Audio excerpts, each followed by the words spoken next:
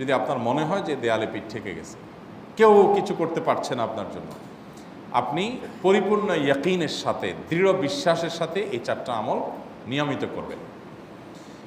এবং আমি বহু মানুষকে পার্সোনালি এটার পরামর্শ দিয়েছি, ওনারা আমল করেছেন, আমল করে উপকৃত হয়েছেন। এরকম বহু মানুষ আছেন, বৃদ্ধ মানুষ, বাবা ক্যান্সারে আক্রান্ত হয়েছেন অনেক দেরিতে, আল্লাহ তাআলা অলৌকিকভাবে সাহায্য করেছেন। হ্যাঁ, কখনো যদি আল্লাহ তাআলা এই আমলগুলো করার পরও আমার বিপদ দূর না করেন, তাহলে হয় আমার আমলের মধ্যে কোনো ত্রুটি ছিল, অথবা আমার এই বিপদ দূর না হওয়ার মধ্যে আমার জন্য কোনো কল্যাণ নিহিত ছিল। আল্লাহ তাআলা আমার দোয়া কবুল করে যে উপকার হতো তার চাইতে বেটার কিছু হয়তো আমাকে দিবেন, এই ইয়াকিন একজন ইমানদারের থাকবে। সে 4টা আমলের 1 নম্বর হলো ইস্তেগফারের আমল। ইস্তেগফার, আপনি ফেসে গেছেন কোনো জায়গায়, কোনো উপায় পাচ্ছেন না, আপনি ইস্তেগফার করতে থাকেন। আস্তাগফিরুল্লাহ ওয়া আতুবু ইলাইহি, আস্তাগফিরুল্লাহ ওয়া আতুবু ইলাইহি, আস্তাগফিরুল্লাহ ওয়া আতুবু ইলাইহি, আস্তাগফিরুল্লাহ, আস্তাগফিরুল্লাহ, আস্তাগফিরুল্লাহাল্লাযী লা ইলাহা ইল্লা হুয়াল হাইয়ুল কাইয়্যুম ওয়া আতুবু ইলাইহি ওয়া লা হাওলা ওয়া লা কুওয়াতা ইল্লা বিল্লাহ। আল্লাহুম্মা আনতা রাব্বি লা ইলাহা ইল্লা আনতা খালাকতানি ওয়া আনা আবদুকা ওয়া আনা আলা আহদিকা ওয়া ওয়া'দিকা মাস্তাতা'তু আউযু বিকা মিন শাররি মা সানা'তু আবু লাকা বিনি'মাতিকা আলাইয়া ওয়া আবু লাকা বিযামবি ফাগফিরলি ফাইন্নাহু লা ইয়াগফিরুয যুনুবা ইল্লা আনতা। সাইয়্যিদুল ইস্তিগফার। এভাবে যে কোনো ইস্তেগফার করতে থাকেন, আপনি বেশি বেশি করে আল্লাহর কাছে ইস্তেগফার, ক্ষমা প্রার্থনা করতে থাকেন, খুব বেশি। আপনার 2 ঠোঁটে অনবরত আপনি চাইতে থাকেন আল্লাহর কাছে ক্ষমা। এই ইস্তেগফার সম্পর্কে নবী করিম সাল্লাল্লাহু আলাইহি ওয়াসাল্লাম বলেছেন, মাল্লাজিমাল ইস্তেগফার, যে ব্যক্তি ইস্তেগফারকে আঁকড়ে ধরবে, আঁকড়ে ধরা মানে কি, এটা ছাড়বে না, সে পড়তেই থাকবে অনবরত। টয়লেটে যাওয়ার সময়টা, ঘুমের সময়টা, খাওয়ার সময়টা বাদে, অবসর নামাজের সময়টা বাদে, ওকে সারাক্ষণ সে ইস্তেগফার পড়বে। এরকম যদি কেউ করে, আল্লাহ রাব্বুল আলামিন জাআলাল্লাহু লাহু মিন কুল্লি হাম্মিন ফারাজা ওয়া মিন কুল্লি যায়কিন মাখরাজা, সকল পেরেশানি থেকে, সকল টেনশন থেকে বের হওয়ার পথ আল্লাহ তাআলা অলৌকিকভাবে তার জন্য আবিষ্কার করে দিবেন। এবং আমি আমার জীবনে যেটা বলেছিলাম, বিস্তারিত বলতে চাই না, এরকম পরিস্থিতি আসছে যে চোখের সামনে কোনো আপাতত রক্ষার কোনো পথ আর খোলা নেই, এমন ভয়াবহ বিপদ। ইস্তেগফার করতে করতে এমনভাবে আল্লাহ তাআলা সাহায্য করেছেন যে এটা কল্পনা করলেও মনে হয় যে স্বপ্নের মতো। কিভাবে এখন এই লোক এই জায়গায় আসলো আমার সাহায্যের জন্য, এই লোক তো এটা আমি এই জায়গায় আসার কথা না, টিকুনি এসে হাজির হয়ে গেলেন এবং উপকারটা, আমার সমাধানটা হয়ে গেল সমস্যা। তো আলহামদুলিল্লাহ, বহুবার আমি পরীক্ষা করেছি, আর আমার পরীক্ষার 2 পয়সার দাম নাই। হাদিসে বলা আছে, গ্যারান্টি দেওয়া আছে, আমার পরীক্ষা করলেই কি না করলেই। তাহলে একটা আমল হলো কি, ইস্তেগফার। সব সময়ের জন্য এটা কন্টিনিউয়াস করবেন, আর এমনিও অবসর সময় ইস্তেগফার করবেন। আরবদের মধ্যে সৌন্দর্য আছে, তারা বিভিন্ন ডাক্তারের ওয়েটিং রুমে বা বিভিন্ন জায়গায় মানুষ যেখানে অপেক্ষা করে পাবলিক প্লেসগুলোতে লিখে রাখে ইস্তেগফার করুন, আপনার হাইওয়েগুলোর পাশে লেখা থাকে ইস্তেগফার করুন, এবং তারা আসলে একটু পরপর দেখা যায় ইস্তেগফার করে। ভালো মন্দ গুণ সবার মধ্যে আছে, তাদের এই ভালো গুণটা আছে, ইস্তেগফার বেশি বেশি করা।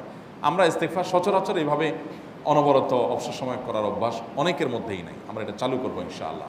বিশেষ করে যখন কোনো সমস্যা হবে, তখন ইস্তেগফার চলতে থাকবে মুখে অনবরত, ধীরে ধীরে মহব্বতের সাথে নিজেকে, নিজের পাপ অপরাধগুলোর কথা স্মরণ করে আল্লাহর কাছে মাফ চাইতে থাকবো, পেরেশানি দূর হবে ইনশাআল্লাহ। 1 নাম্বার 2, দুরুদ।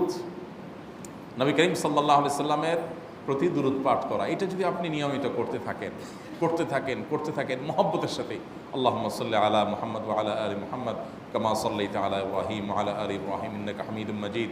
আল্লাহুম্মা বারিক আলা মুহাম্মদ ওয়া আলা আলি মুহাম্মদ কামা বারাকতা আলা ইব্রাহিম ওয়া আলা আলি ইব্রাহিম ইন্নাকা হামিদুম মাজিদ। আপনি একবার ছোট দুরূদ যদি পড়েন, সাল্লাল্লাহু আলাইহি ওয়াসাল্লাম, সাল্লাল্লাহু আলাইহি ওয়াসাল্লাম, আল্লাহুম্মা সাল্লি আলা মুহাম্মদ ওয়া আলা আলি মুহাম্মদ, শুধু এইটুকু পড়েন। জাযাল্লাহু আন্না মুহাম্মাদাম মা হুয়া আহলু, শুধু এইটুকু পড়েন। আপনি এইভাবে যেই কোনো দুরূদ নবী করিম সাল্লাল্লাহু আলাইহি ওয়াসাল্লামের প্রতি যদি পড়েন এবং পড়তে থাকেন অনবরত, ইস্তেগফারের পাশাপাশি দুরূদের ক্ষেত্রে নবী করিম সাল্লাল্লাহু আলাইহি ওয়াসাল্লাম বলেছেন যে এইটা তোমার জন্য যথেষ্ট হয়ে যাবে। তুমি যদি আল্লাহর কাছে আর কোনো দোয়া করতে না পারো, শুধু দুরূদটা পড়ো, তোমার সব পেয়ে যাবে, কিচ্ছু লাগবে না। এক সাহাবী বলছেন, রাসূলুল্লাহ, আমার দোয়ার মধ্যে দুরূদ কত পার্সেন্ট রাখবো? আমি তো আমার অনেক কিছু আল্লাহর কাছে চাইবো, দুরূদ মানে তো নবীজির জন্য দোয়া, মানে আমার জন্য তো আমি দোয়া করবো, আপনার জন্য দোয়া কত পার্সেন্ট করবো? 1/3, 1/4, তারপরে হাফ, এবার বিভিন্ন পার্সেন্টেজ বলছিলেন তিনি। নবী করিম সাল্লাল্লাহু আলাইহি ওয়াসাল্লাম বলেছেন যে হ্যাঁ, এর বেশি করতে পারলে আরও ভালো, আরও ভালো। তো ভদ্রলোক এর বেশি, ওই সাহাবী রাদিয়াল্লাহু তাআলা আনহু, তিনি এর বেশি বাড়াতে একটা পর্যায়ে বলছেন যে আমি সব দোয়া আপনার জন্য করি। নবী করিম সাল্লাল্লাহু আলাইহি ওয়াসাল্লাম বলেছেন তাহলে তোমার আর কোনো দোয়াই করতে হবে না, এর মধ্যে সব দোয়া চলে আসবে।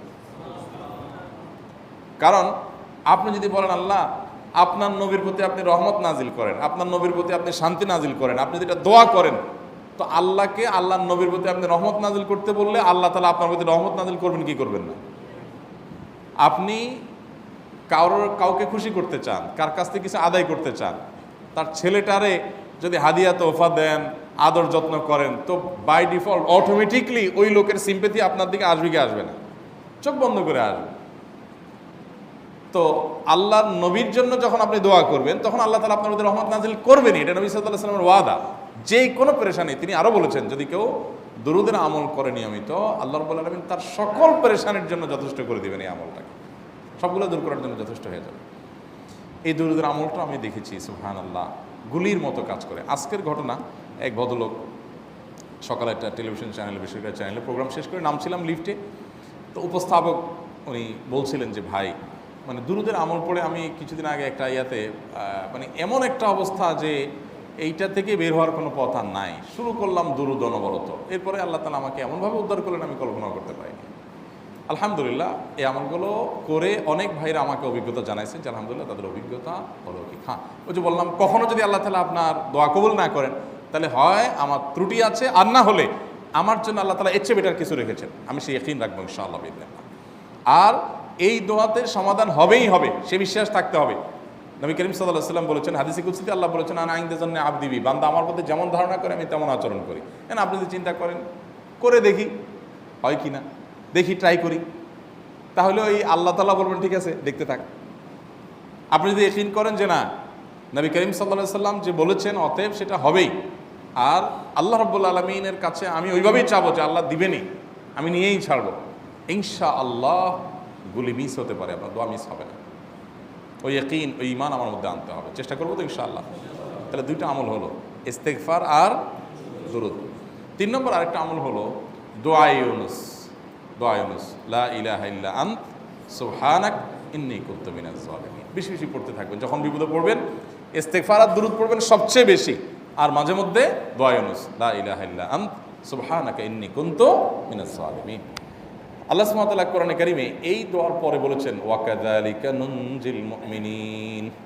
এই দোয়া পাঠ করার মাধ্যমে ইউনুস আলাইহিস সালামকে পৃথিবীর ইতিহাসের সবচেয়ে অলৌকিক ঘটনা, সকল সায়েন্স, সকল আপনার বিজ্ঞানের তত্ত্ব সবগুলোকে আপনার সবগুলোর বিপরীতে বা সবগুলোকে আপনার ভুল প্রমাণ করে দিয়ে ওই জায়গাটার জন্য আল্লাহ তাআলা ইউনুস আলাইহিসকে মাছের পেটে ঢোকার পর সেখান থেকে আবার জীবিত রেখে বের করেছেন।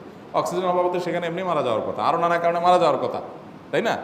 কিন্তু আল্লাহ তাআলা তাকে রক্ষা করেছেন, কারণ উনি ওই বিপদে পড়ার পর থেকে এইটা পড়তেছিলেন, লা ইলাহা ইল্লা আনতা সুবহানাকা ইন্নী কুনতু মিনাজ জালিমিন। তো আল্লাহ তাআলা কোরআনে বলেছেন এটা ইউনুস, তার নবী ইউনুস আলাইহিস সালামকে আল্লাহ তাআলা এর মাধ্যমে রক্ষা করেছেন, সেটা তার জন্য খাস না, এটা তার জন্য স্পেশাল না, বরং আল্লাহ বলেছেন ওয়াকাযালিকা নুনজিল মুমিনিন, এটা দিয়ে আমি তাকে রক্ষা করেছি, একইভাবে ঈমানদারদেরকেও এইটার মাধ্যমে রক্ষা করব। এটা বড় অস্ত্র পেয়ে গেলাম। দোয়া ইউনুস বেশি বেশি পড়বো ইনশাআল্লাহ, লা ইলাহা ইল্লা আনতা সুবহানাকা ইন্নী। আমার দেশে আবার দেখা যায় বিপদ হয়ে গেলে তখন হুজুর ভাড়া করে যে ভাই আপনারা সবাই মিলে এটা 1 লাখ বার পড়ে দেন, 1.25 লাখ বার পড়ে দেন, টাকা দিব আপনারা পড়ে দেন। আপনারটা আপনি পড়বেন ভাই, হুজুরদের কাছে দোয়া চান সমস্যা নাই, আর হুজুরদেরকে খাটায়া টাকা দিবেন কেন, এমনি টাকা দিবেন না দিয়া। আর এই দোয়া নিজে নিজে করতে থাকবেন। ইউনুস আলাইহিস সালাম ওই সময় কি লোক ঠিক করছিলেন যে ভাই আপনারা সবাই দোয়া ইউনুস পড়েন, আমি গেলাম, আমি মাছের পেটে গেলাম, আপনারা বসেন সবাই দোয়া ইউনুস পড়া দেন, করছেন উনি? ওনারটা উনি করছেন, তো আপনারটা আপনি শুরু করবেন দোয়া ইউনুস না। 4 নম্বর আমল হলো ইয়া যাল জালালি ওয়াল ইকরাম, এটা বিশেষ করে পাঠ করবেন। নবী করিম সাল্লাল্লাহু আলাইহি ওয়াসাল্লাম বলেছেন আলিযু বিয়া যাল জালালি ওয়াল ইকরাম, ইয়া যাল জালালি ওয়াল ইকরাম এইটাকে তোমরা আঁকড়ে ধরবে। ইয়া যাল জালালি ওয়াল ইকরামের মানে কি? এটা আল্লাহকে ডাকা, আর কিছু না, এবং হাদিসে বর্ণিত দোয়া, এটা মাসনুন দোয়া। ইয়া যাল জালালি ওয়াল ইকরাম মানে হে মহা ক্ষমতার অধিকারী, প্রতাপশালী এবং সম্মানের মালিক, এটা বলার মানে হলো আল্লাহর কাছে নিবেদন করা, যেহেতু আপনার প্রতাপ আছে, আপনার জালাল আছে, আপনার বড়ত্ব আছে, হে বড়ত্বের অধিকারী এবং হে সম্মানের অধিকারী, আপনার যেহেতু আল্লাহ তাআলা এটা, আপনার যদি এটা আছে, অতএব হে আল্লাহ আপনি আমাকে এটা দান করুন, আপনার সেখান থেকে আমার প্রতি রহম করুন, আপনার সেখান থেকে আমাকে, আপনার বড়ত্ব থেকে আমাকে আপনি হেফাজত করুন, আপনার একরাম থেকে আমাকে আপনি, তা দিয়ে আপনি আমাকে রহম করুন। তো সেই দোয়া আল্লাহ তাআলার কাছে নিবেদন করতে পারি, ইয়া যাল জালালি ওয়াল ইকরাম।